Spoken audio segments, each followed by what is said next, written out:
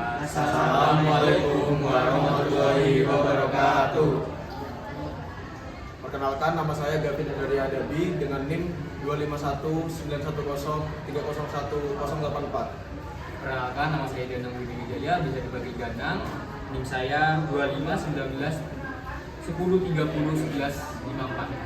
Perkenalkan, nama saya Andri Adamansya, bisa dipanggilkan dengan NIM 2519101128. Perkenalkan, nama saya Raffi Ferdian Manja dengan NIM 2519103011002. Perkenalkan, nama saya Fasal Purmajaya dengan NIM saya 251010301157. Perkenalkan, nama saya Zidane Ahmad Awansyah dengan NIM 25191011119. Kami di sini akan membuat video tentang anti radikalisme dan anti intoleransi. Nah, di sini kita akan membahas video tentang pemberontakan PKI 1948 dan reviewnya akan dijelaskan oleh rekan saya. Jadi, setelah kemerdekaan, Partai Komunis Indonesia atau PKI, pimpinan Musso berupaya mengganti Pancasila dengan ideologi komunis. Saat pemerintah bernegosiasi dengan Belanda, PKI memanfaatkan kondisi ini untuk menyebarkan pengaruh di Madiun. Pada 18 September 1948, PKI merebut Madiun, memproklamasikan Republik Soviet Indonesia, dan membentuk pemerintahan tandingan. Pemberontakan ini diwarnai pembunuhan tokoh agama, aparat, dan warga yang menolak komunisme. Pemerintah Indonesia di bawah pimpinan Soekarno dan Jenderal Sudirman berhasil menumpas pemberontakan. Musso tewas dalam pengejaran.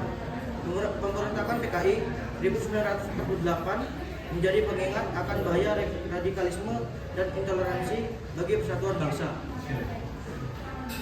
Nah, untuk pertanyaan pertama, mengapa gerakan radikalisme dan intoleransi itu ada?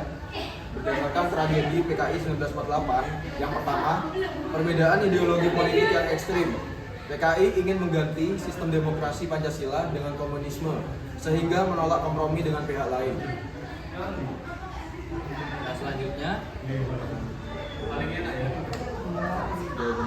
jawaban kedua, kekecewaan terhadap kebijakan pemerintah sebagai pihak merasa pemerintah tidak mewakili kepentingan mereka sehingga memiliki jalur pemberontakan. Jawaban yang ketiga, pengaruh ideologi global. Komunisme saat itu sedang berkembang di dunia, terutama setelah revolusi Rusia tahun 1917, sehingga menginspirasi PKI.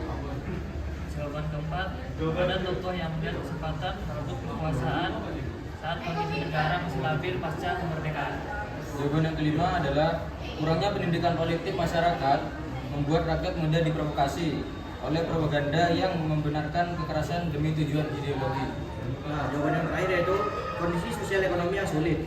Kemiskinan dan ketidakstabilan pasca perang membuat sebagian orang muda bergabung dengan gerakan radikal. Nah, untuk pertanyaan kedua, bagaimana gerakan mereka? Mereka menggunakan kekerasan bersenjata. PKI melakukan penyerangan terhadap aparat dan kelompok yang berbeda ideologinya. Nah, yang kedua, menguasai wilayah strategis, mencoba merebut Madiun dan menjadikan pusat pemerintah baru versi mereka. Jawaban ketiga, propaganda ideologi. Menyebarkan paham komunisme lewat sebaran, pidato, dan agitasi massa. Keempat, mengintimidasi lawan politik, menangkap, menganiaya, atau membunuh tokoh yang menentang mereka, termasuk pemuka agama. Yang kelima, infiltrasi organisasi, menyusup ke serikat buruh, organisasi tani, dan kelompok pemuda untuk menguatkan basis massa. Untuk jawaban yang keenam, koordinasi dengan kekuatan luar negeri.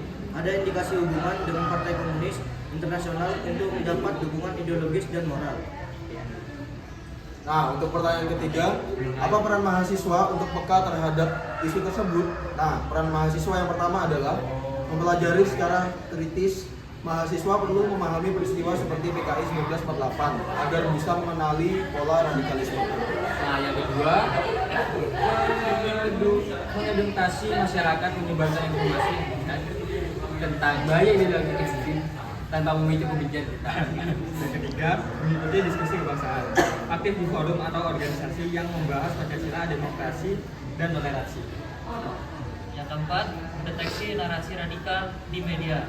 Mahasiswa bisa peka terhadap propaganda di media sosial dan melaporkan jika berpotensi mengancam. Yang kelima, menjadikan teladan toleransi, menunjukkan sikap menghargai perbedaan di lingkungan kampus. Dan yang terakhir, berpartisipasi dalam gerakan positif, ikut program bela negara, pengabdian masyarakat, dan kampanye anti radikalisme. Nah, sekian pembahasan dari kelompok kami, kurang lebihnya mohon maaf. Wassalamualaikum warahmatullahi wabarakatuh.